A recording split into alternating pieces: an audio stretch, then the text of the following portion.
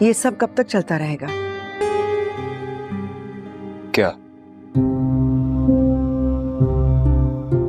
انجان مت بنو، تم اچھی طرح جانتے ہو کہ ہمارا کیا مطلب ہے۔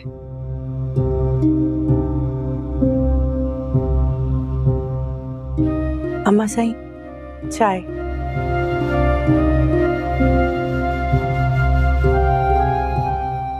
کشمالا نے گھر کو بہت اچھی طرح سے سنبھال لیا ہے، بہتر ہوگا کہ تم بھی اب زندگی کی طرف لوٹ آؤ۔